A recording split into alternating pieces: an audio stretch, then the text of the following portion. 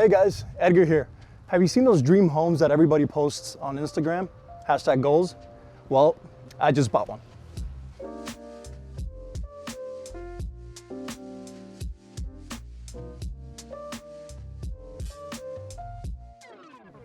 All right, I lied. This house is actually being listed by a good friend and client of mine, Wesley. All right, let's go inside.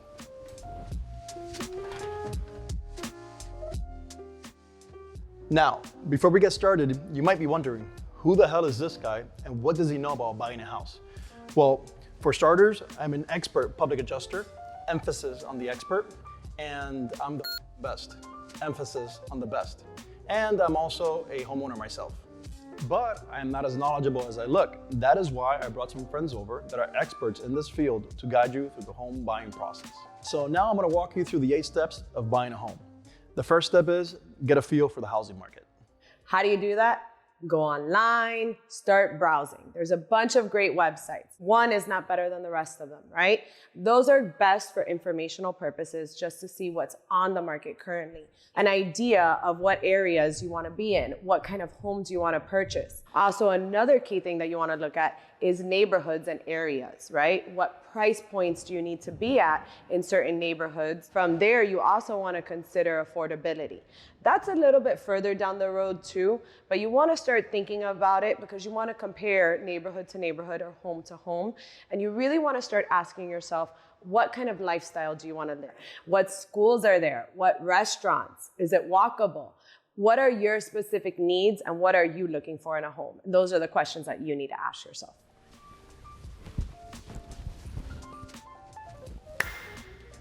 The next step is to determine what you can afford. There's a lot of factors that go into that, including not only your mortgage payment and your interest rate, but also you got to look at HOA and condo fees, property taxes, insurance, or any other payments that you might have in this particular property.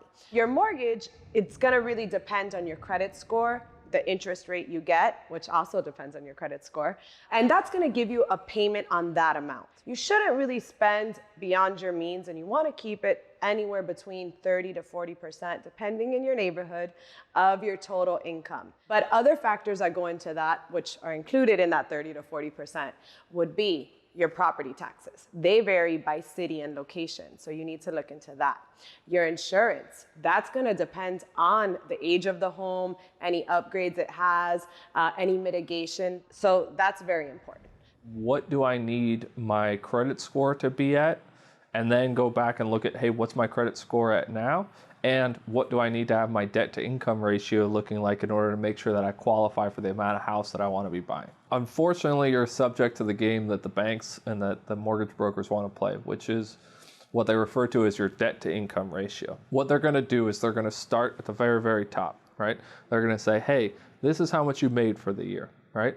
Then we take that and we divide that to get to a monthly number. So they divide it by 12. Then what they're going to do is they're going to say, okay, cool, you qualify or you can spend on all of the debt that you have as a human being at 42.5% of whatever that number is that's your monthly number. That's going to give you your debt to income ratio, right? Now, the problem is when we're calculating what can you actually spend towards a house, we have to go out and we have to subtract student loan debt, any other credit card debt that you may have, car payments, hospital bills, or any other ongoing debt that you have.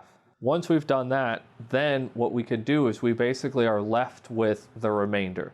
The remainder is what we can spend on the house. The only issue for us is that that remainder has to be able to include property tax, your homeowner's insurance, your flood insurance, and if there is possible HOA, right, a homeowners association. Whatever those numbers combine to, and the nice thing and the importance of having a good realtor is they'll help you figure out what all of that math is. Whatever's left comes down to a mortgage number. The good news, and I don't want you to feel terrified, is that a mortgage when spread over 30 years is a very small amount of money per month. So even if your math leaves you with only $1,000, that doesn't mean you can't buy a house. It just means you can't buy $1 million house. Instead, you have to buy a $300,000 house. All right, the next step number 3, is to get you pre-approved for your mortgage. So a pre-qualification is only going to last for a certain amount of time, so you don't want to do that until you're close to ready to buy. It's going to require a soft inquiry, right? But what is helpful is to be able to go out and say, hey, these are the pieces of the situation in the formula that I can control. I can control my credit score, right? I can control knowing what size house I can go out and afford. No matter what I would be sitting there and saying is, okay, I'm gonna need about $10,000 in order to cover closing costs. Then there's really 3 tiers beyond that. There's first-time home buyers at 3.5%, there's 10%, and then the highest that you're probably gonna be looking at is 20% down. So if you could figure out the math and say 20% plus $10,000, that's worst case scenario. Best case scenario being 3.5% plus $10,000, now you know what your bracket is. Some programs have lower down payments, some have higher down payments, and you want to see what is going to be best for your specific scenario. Sit down with the lender, they'll run through everything, and a great lender will give you different options and help you select the best fit for you. Step 4, find the right realtor. That's really important because that person is going to be your advocate for the rest of the transaction. You want to remember the 3 R's when selecting a realtor: referrals, reviews, and the realtor's resume. You want to ask around and see if anybody knows of good agents and they've had previous good experiences with them in the past. You don't want to just hire anybody or somebody you just know. You want to make sure that they have reviews online as well, and you want to see that they have a proven track record of getting the job done. Finally, their resume. Ask them for recent sales in the area. Make sure they know that market. There's so many realtors out there, but there's very few good ones. So make sure you make that right selection. Maybe you should consider interviewing different agents and then seeing if they're gonna be a good fit for you. There's gonna be a lot of steps down the road which can become hurdles in the process if you don't make the right selection. If you do, you're gonna be set up for success, and this individual is gonna help you through every part of that transaction. Now the fun part, shop for a home and make an offer. This is when you get to touch, feel, and experience all the different properties on the market. Hopefully you selected the right real estate agent previously, and you're gonna have your advocate for the rest of the transaction. They're gonna be there to point out which homes are the right ones and which ones are the wrong ones.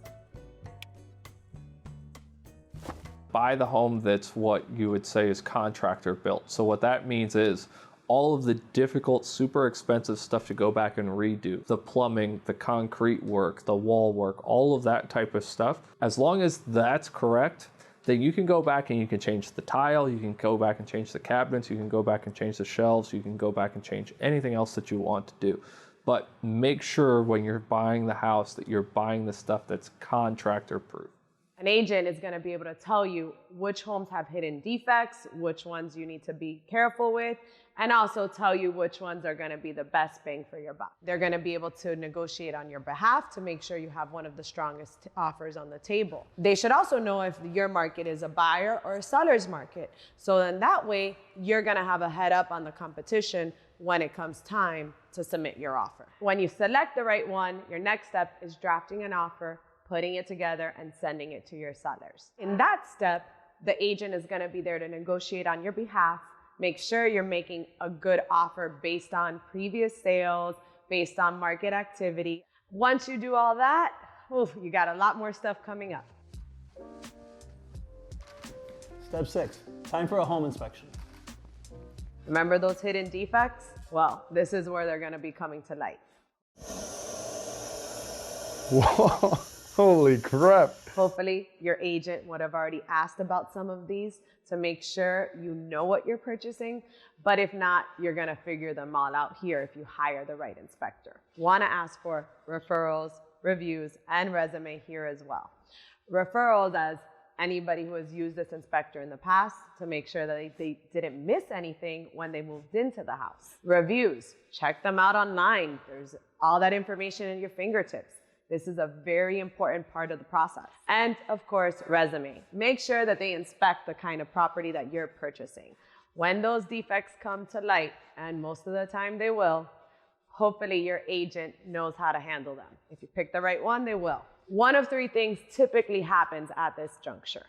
You could either decide to proceed as is, you could decide to cancel, or you could decide to renegotiate based on the inspection findings.